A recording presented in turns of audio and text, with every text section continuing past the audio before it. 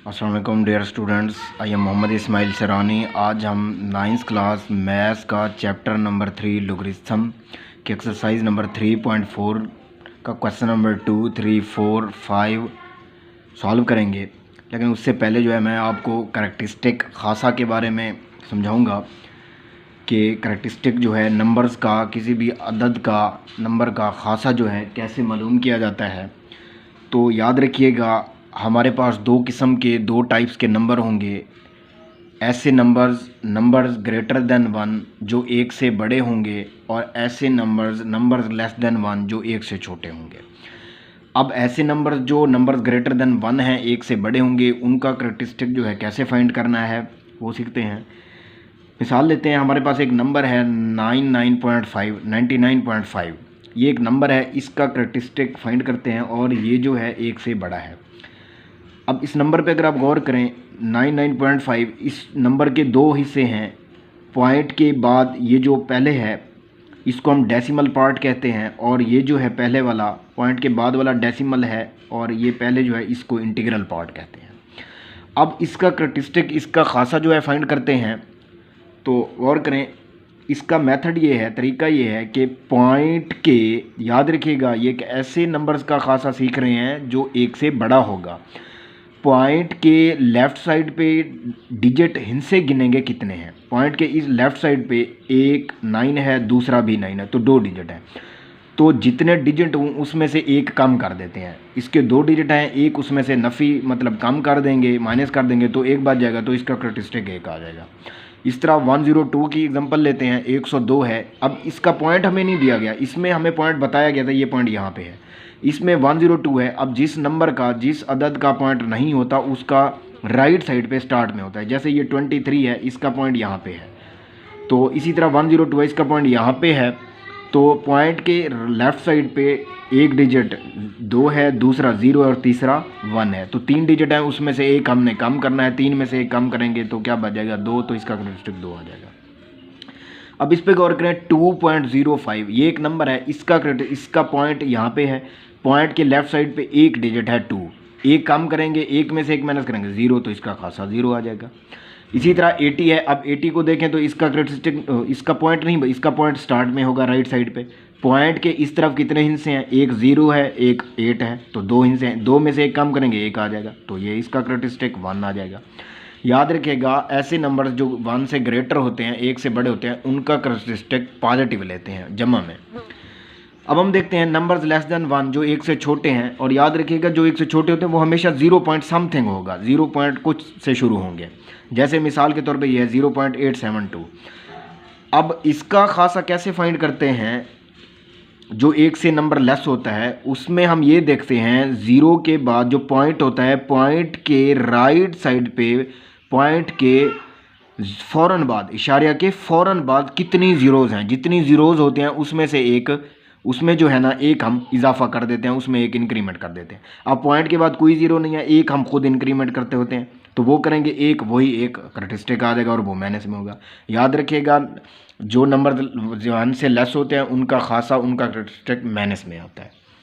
एक और नंबर देखते हैं, 0.000345 है। अब देखें, गौर करें तो इसके पॉइंट के फ़ौरन बाद 3 ज़ीरोज़ हैं, एक खुद इजाफा करेंगे इंक्रीमेंट, तो वो 4 हो जाएगा, तो इसका करैक्टरिस्टिक जो है -4 हो जाएगा।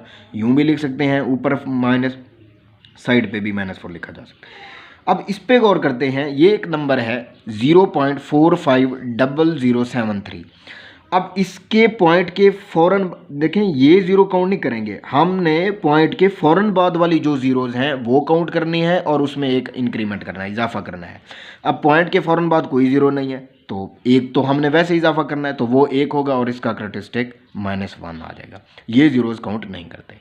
अब हम जो है अपना 3.4 का क्वेश्चन नंबर जो 2 है वो मैं आपको जो है ना समझाता हूँ। क्वेश्चन नंबर 2 3.4 ये हमारे पास है, 3.4 का क्वेश्चन नंबर 2 है। इसको देखते हैं, हमारे पास है जी, क्वेश्चन है, हमें दिया गया है कि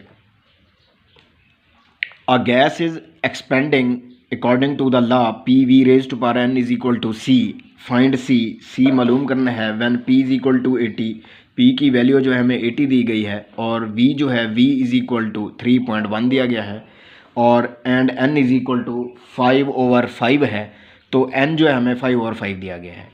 तो ये एक लॉ है, एक गैस है जो इस लॉ के मुताबिक जो है ना वो एक्सपेंड हो रही है, फैल रही है। P V raised power n is equal to c, ये हमें दिया गया है।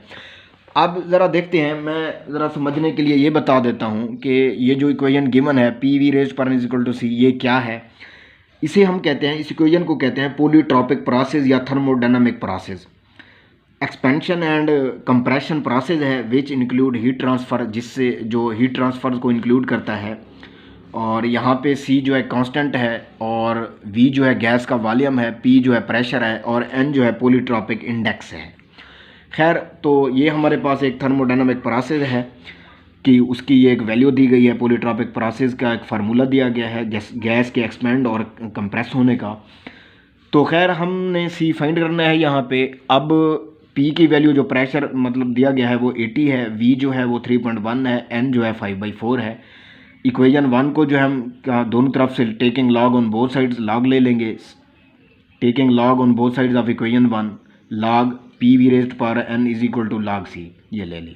अब यहाँ पे अगर हम गौर करें तो ये हमारे पास जो पी वी, ये यहाँ पे कोई सिंबल नहीं है, इलामत नहीं है, मतलब ये मल्टीप्लाई हो रहे हैं। तो लॉग अब जब अप्लाई करेंगे ये लॉग पी आ जाएगा। मल्टीप्लाई लॉग का लॉ है कि अगर मल्टीप्लिकेशन तो वो प्लस में चेंज हो जाता है, तो ये log P plus log V raised power n लिख लिया, लॉग सी वैसे आ जाएगा। अब जो है ये लॉग पी वैसे लिखा प्लस, फिर लॉग का एक लॉ है कि पावर हो तो वो पावर साइड पे आ जाती है, तो हम n जो है साइड पे लिख लेंगे लॉग और ये v आ जाएगा इज इक्वल टू ये लॉग क्या आ जाएगा c। ये लॉग p वैसे लिखा प्लस वैसे लिखा, n साइड पे आ गया, log v is equal to log c। Putting the values, value put करेंगे, p की वैल्यू, n की वैल्यू, v की वैल्यू, c तो हमने फाइंड करना है। तो p की वैल्यू जो 80 है ये पुट करेंगे, लॉग 80 लिख लिया प्लस ये वैसे लिखा, n की जगह पे 5/4 लिखा, लॉग v की जगह पे 3.1 लिख लिया और लॉग c वैसे। अब हम ये देखते हैं कि 80 जो है, अब log 80 का क्या मतलब है। इस log 80 का मतलब ये है कि कॉमन लोगरिथम मालूम करो, जो कि 3.3 में हमने फाइंड किया है, लिखा हुआ था कि फाइंड द कॉमन लोगरिथम। उसका मतलब ये था कि करैक्टरिस्टिक खासा भी मालूम करो, पॉइंट मेंटिसा भी मालूम करो। तो हम देखते हैं कि 80 है, अब इस 80 का जो पॉइंट हमें नहीं दिया गया, वो स्टार्ट में राइट साइड पे यहाँ पे होगा। इसकी राइट साइड पे ये यहाँ पे पॉइंट है, पॉइंट की इस तरफ 2 डिजिट हैं, एक 0 है एक 8 है, तो 2 में से एक कम करेंगे तो इसका करैक्टरिस्टिक 1 आ जाएगा, वो 1 लिखा, पॉइंट मेंटिसा। अब 80 को लॉग टेबल में, 80 लोगरिथम टेबल में देखने के लिए हमेशा किसी भी नंबर के 2 डिजिट्स लेते हैं, 2 डिजिट्स पकड़ते हैं उसके। अब 80 है तो 80 को आगे कुछ नहीं है उसके, मतलब 80 को 0 में देखेंगे। तो हमारे पास ये लॉग टेबल है। इस 80 को जो है हम गौर करें, इस 80 को 0 में देखेंगे, वो आता है 9031, 9031, 9031 आता है, तो 9031 आता है। तो यहाँ पे देखें इस 80 का करैक्टरिस्टिक खासा 1 पॉइंट, ये मेंटिसा 9031 लॉग टेबल से ये लिखा, प्लस ये वैसे लिखा 5/4, ये भी वैसे लिखा, लॉग 3.1। अब 3.1 पे अगर हम गौर करें तो हमारे पास 3.1 जो है इसका करैक्टरिस्टिक 0 आएगा, क्योंकि पॉइंट के लेफ्ट साइड पे एक हिस्सा है, एक डिजिट है, और एक में से एक हमने कम करना होता है, वो 0 बच जाएगा, तो ये 0 आ गया, पॉइंट मेंटिसा। अब मेंटिसे के लिए 3.1 अगर हम गौर करें तो इस 3 फर्ज करें ये 3.1 है, तो इस 3.1 पॉइंट भूल जाएंगे तो ये 31 बन जाएगा। फिर इस 31 को लॉग टेबल में आगे, तो इसके 31 के आगे कोई डिजिट नहीं, मतलब 0 है, तो 0 में 31 को अब जो है हम इस किस में देखेंगे, 0 में देखेंगे। तो हमारे पास जो 31 है इसका करैक्टरिस्टिक 0, पॉइंट मेंटिसा देखने के लिए 31 को 0 में देखेंगे, वो आता है 4914, 4914। तो वो वहाँ पे मैंने करैक्टरिस्टिक पॉइंट मेंटिसा 4914 लिख दिया, लॉग सी वैसे। अब जो है ये 1.9031 ये भी वैसे लिख लिया है। अब जो है ये प्लस वैसे आ जाएगा 5/4। अब बेहतर ये बच्चे यहाँ पे गलती करते हैं स्टूडेंट्स के, ये है कि 0.491 को डायरेक्ट 4 पे डिवाइड कर देते हैं, इससे मल्टीप्लाई नहीं करते। तो सबसे पहले आपने 0.4914 को 5 से मल्टीप्लाई करना है, फिर जो आंसर है 4 पे डिवाइड।